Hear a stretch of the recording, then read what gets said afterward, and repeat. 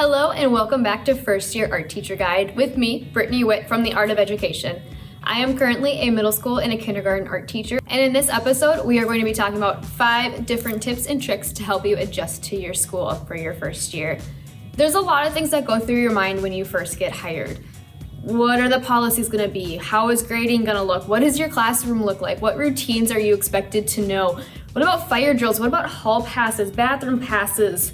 There's so many different things that run through your mind, and there is a lot. And these 5 tips are going to help you manage your stress when it comes to adjusting to the school and all the craziness that can come with it.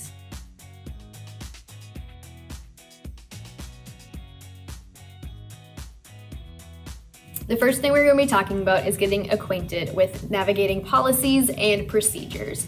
From things like hall passes, to fire drills, to bathroom passes, to grading, to knowing different behavior things that you're supposed to be able to report.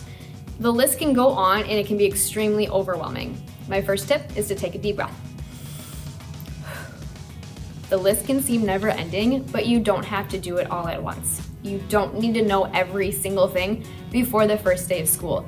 Is it important to start to get acquainted with it? Yes. But do you need to have it all memorized? No. So my tip for you is to ask around. Ask your admin, ask the secretary, ask other specialists, ask a mentor teacher. Whoever you're comfortable with, ask them, because they want to make sure that you feel prepared for your first day in your first year of school, and they want to see you succeed. If maybe that's something you're not comfortable with doing, that is okay. Find the handbook, it's online, maybe they gave you a copy of it, and read through it before school starts. So that way, when things do pop up, you can feel comfortable with it and things can run smoothly for you. For our second topic, we're going to be talking about navigating schedules and transitions.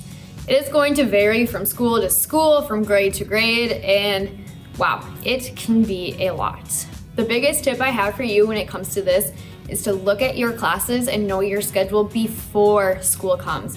Make some sort of printout for you so you know what your schedule is, so you know what your rotations look like depending on what your school schedule is, and make it so kids are able to see that as well. I do have 2 different handouts that I use. I have Witt's Life here, and I have this posted in my planner so I can see it when I need to, but I have it posted around my classroom as well. I do this for me so I don't lose track of time, and I always see them so I know, okay, we have about 10 minutes left, and I can start to track what I need to do before class is over. But then kids know as well that this is when class starts, this is when class ends.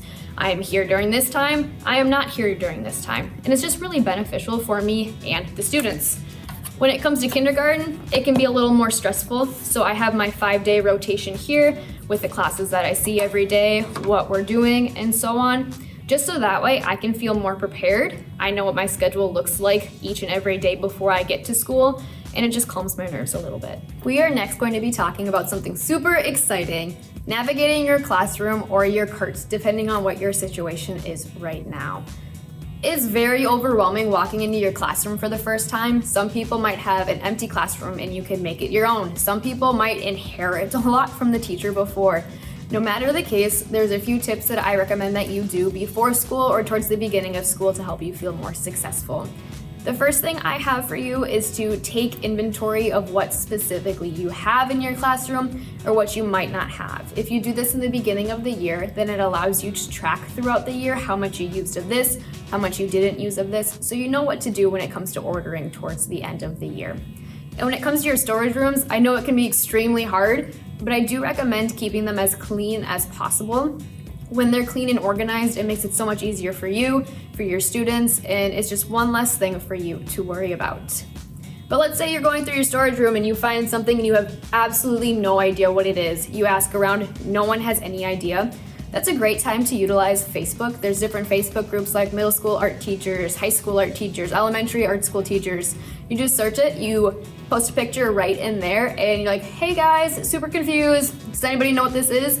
And everyone's going to be able to tell you, yep, this is what it is, this is what you're used for. So you're not just throwing away stuff that you don't know that might be actually very valuable for you as well. And something that I recommend when it comes to your classroom is we want our classroom to be beautiful and we want it to be amazing for us and for our students. But as a first year teacher, you're not gonna have a lot of money, and everyone knows that. And no one expects you to make an amazing classroom for the first day of school.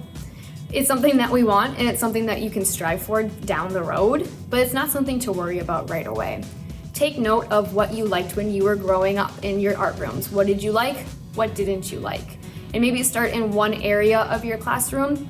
So maybe that's hanging up posters and finding posters that you love online. And you're getting them, you're buying them, you're hanging them up. And then you wait a little while, and then you move on to the next space in your classroom that you want to work on. You don't need to do it all at once. It's going to be more stressful for you, honestly, in the end. All right, the third thing we're going to talk about is something extremely fun, our curriculum and navigating that. Again, it's going to be different for every single school that you're at. Personally, when I first started here, I did not have a curriculum, and I was kind of just making it up as I went. Some people have a curriculum from the past they're expected to follow, or maybe there's a curriculum from the past that you can use as a resource, but you don't necessarily need to know. It's going to be a different situation, and you need to know what you're comfortable with. Start to make a list of, this is what I want kids to know, this is the skills, this is the vocab, maybe these are the artists.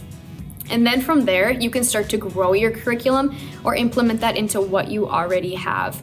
If you don't have a curriculum, I encourage you to check out AOEU's Flex curriculum. You can ask your district to actually pay for it as well. It's great resources for you to use for your classroom. You can also use things like Teachers Pay Teachers, support other teachers and what they're working on. You can use Pinterest, you can hit people up on Facebook. There's so many different opportunities for you to grow your curriculum and create it, but to also make it your way as well. And so that's something extremely important to start to think about as you're starting to adjust to your school. For our fifth and final tip for adjusting to your school, it might be one of the biggest ones. You want to make sure that you are comfortable with your school. So this can be just walking around the school before school starts, maybe during teacher workshop week, so you know where bathrooms are for you and for the students. So you know where the cafeteria is, where you check your mailbox, where are the printers. That can be a lifesaver if you know how far away they are, how close they are in case an emergency happens and you need to print something in the middle of class. But then you can also get to know your colleagues as well. Just taking a walk around the school is going to settle your nerves a bit. It's going to make you feel more comfortable. You're going to find important places for you and for your students, and it's just going to be a great adjustment for you. And that concludes our 5 tips on adjusting to the school for your first year of teaching. Be sure to like this video, comment down below what your favorite tip is that we talked about, or leave yours, please. We would love to hear them. And make sure you check the description box for resources like our giant first year teacher document that we worked super hard on for different resources for you as well. And of course, make sure that you are subscribed to AOEU here on YouTube and keep a lookout for our next video on connecting with colleagues.